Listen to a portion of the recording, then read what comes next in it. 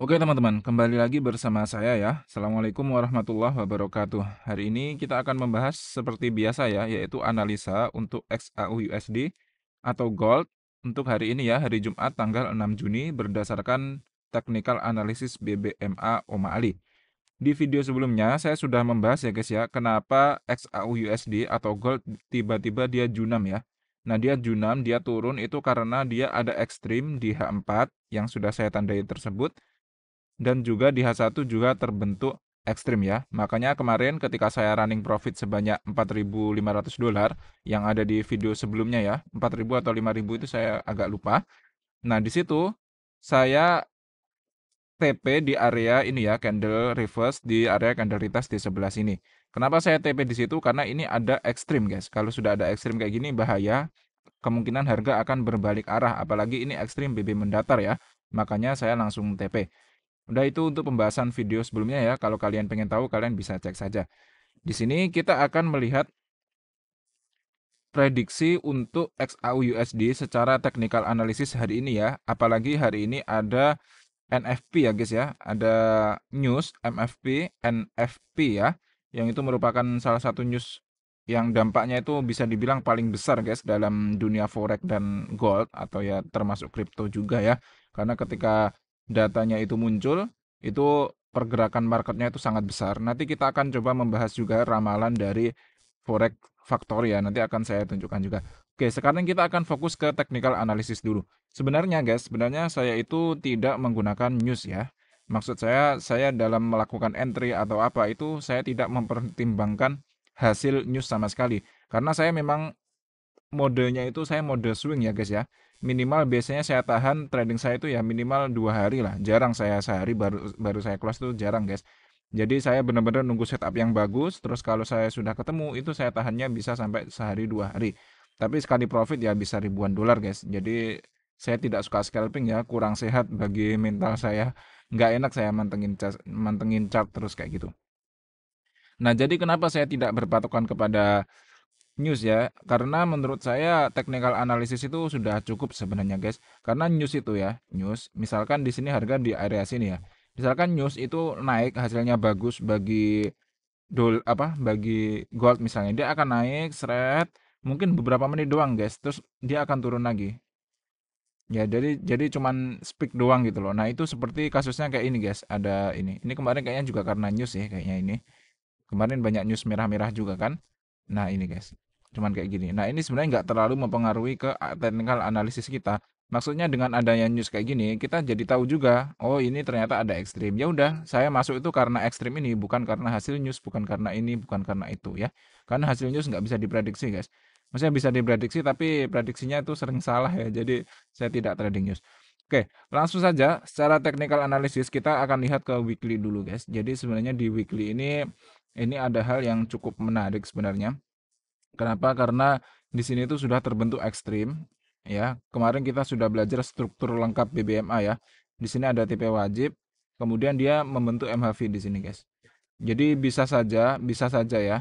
Bisa saja setelah turun membentuk TP wajib di sini, terus MHV kalau ini MHV-nya valid, dia akan terjun jauh banget, guys.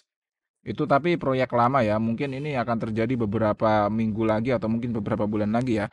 Kenapa saya prediksi kemungkinan akan jatuh cukup tinggi? Itu karena di time frame monthly itu belum membuat re-entry guys.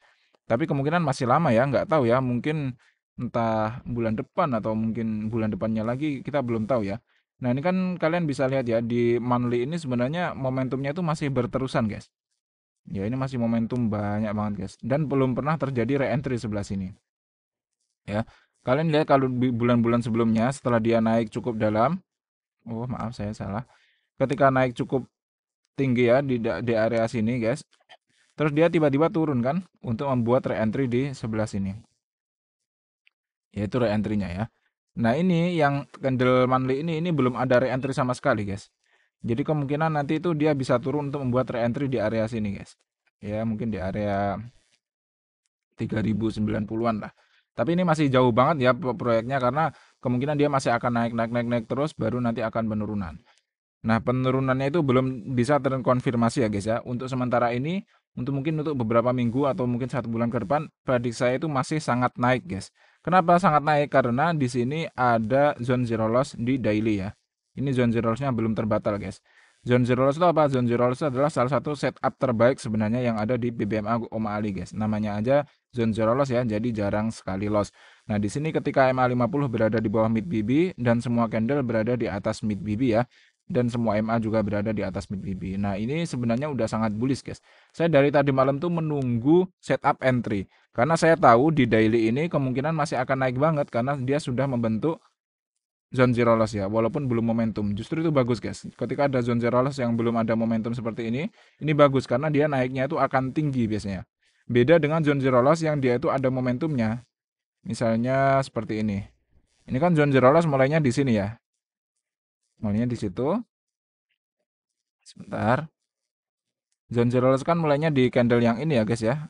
Nah, ini kan ada momentumnya kan candle ini. Ada momentumnya di sini. Kalau ada momentumnya kayak gini bahaya, guys. Maksudnya naiknya itu nggak terlalu tinggi ya. Dia cuma naik bentar langsung re-entry baru naik lagi. Nah, beda kalau dia tanpa momentum seperti ini. Ya, jadi kemungkinan maksudnya kita masih dikasih area entry gitu loh, guys, kalau ada zone zero loss yang tanpa momentum kayak gini. Apalagi ini di daily ya, jadi cukup bagus. Jadi kalau kita bisa entry ini akan naiknya itu biasanya tinggi banget. Nah, tapi ini belum ada entry yang bagus ya, guys ya. Karena nanti entry yang bagus itu sebenarnya di area sini, di area re-entry ini. Kalau sampai situ ya, kalau nggak kejemput ya berarti kalian harus mencari di H4 atau H1. Saya sebenarnya dari tadi malam tuh mencari area entry yang bagus untuk buy, guys, tapi belum ketemu ya, belum dikasih, jadi ya nggak apa-apa. Nah, di sini saya belum entry buy, bahaya, guys. Kenapa? Karena di sini ada CSAK sell ya, ada candlestick yang menembus mid BB dan menembus semua MA. Ini kan close-nya di sini ya. Ini kan menembus semua MA dan semua mid BB juga ya, jadi ini bahaya, guys. Candlestick yang ini, oke ya. Nah, setelah dia membentuk CSAK itu, dia sedang melakukan re-entry sell di sini, di area MA5, MA10 high. Paham ya? Jadi setelah CSAK dia membentuk re-entry, jadi kemungkinan dia akan turun dulu ke area sini, guys. Akan turun dulu ke area sini. Ini akan saya hapus dulu. Kemungkinan akan turun dulu di area sini. Nah, di area sini ini, di area sini dia nanti harus membentuk MHV atau ekstrim, guys. Kalau dia nanti membentuk MHV atau ekstrim di time frame H4 di sebelah sini, maka nanti akan saya entry buy. Entry-nya gimana? Ya kita tunggu candle reverse, candle retest seperti di video-video sebelumnya, cara entry di ekstrim, cara entry di MHV seperti itu ya, guys ya. Kalau di H1, sebenarnya di H1 tuh kemarin ada ekstrim, guys, di area sini. Jadi ketika di H4 tadi membuat CSAK, ini sebenarnya ada momentum, tapi ada ekstrimnya juga. Ya kan, ini MA5-nya itu sempat keluar dari low BB, guys. Tapi saya tidak berani entry, seperti yang sudah saya jelaskan di video cara entry di ekstrim ya. Untuk kalian yang belum nonton, bisa nonton di playlist BBMA Basic. Kenapa saya tidak entry di sini? Karena ini BB-nya dalam keadaan menurun, guys, tidak mendatar. Ya kan, ini keadaan menurun, guys. Makanya saya nggak berani entry ya. Kemarin saya jelaskan bahwa untuk entry di ekstrim, kita itu harus entry di BB yang mendatar. Ya memang benar, guys, memang benar kalau kalian entry di ekstrim ini memang naik, turun bentar, naik, turun, dan naik. Naiknya memang tinggi, guys, tapi saya tidak mau seperti itu ya. Maksudnya tetap menurut saya kurang bagus gitu loh. Maka buktinya coba lihat dia turun lagi, guys. Turun lagi. Turun lagi karena setupnya memang kurang bagus ya. Jadi saya kalau setupnya kurang bagus tuh saya memilih tidak entry, guys. Sayang uang, guys ya. Sayang uang, saya ngasilin uang susah-susah, masa ada setup nggak bagus malah saya entry nanti malah uangnya hilang ya. Jadi ada sebenarnya ada setup yaitu ekstrim di sebelah sini tapi saya nggak masuk karena BB-nya itu tidak mendatar. Ya, jadi prediksi saya gimana? Prediksi saya masih bullish, guys. Masih bullish, masih akan naik. Cuman masalahnya kita dikasih entry apa enggak? Masalahnya itu ya. Kalau dia langsung naik, nah itu berarti kita nggak dikasih entry. Ya kemungkinan, guys, kemungkinan kalau dia masih naik terus membuat momentum di sini, nah berarti nanti kita akan entry setelah ada momentum di sini. Kalau dia langsung naik ya, kemudian dia mungkin re-entry di area sini, nah kita bisa masuk di area re-entry sini ya. Kalau dikasih. Tapi perkiraan saya ini masih turun kok, guys. Perkiraan saya masih turun sebentar karena dia itu sedang membentuk re-entry setelah CSAK kan di sini.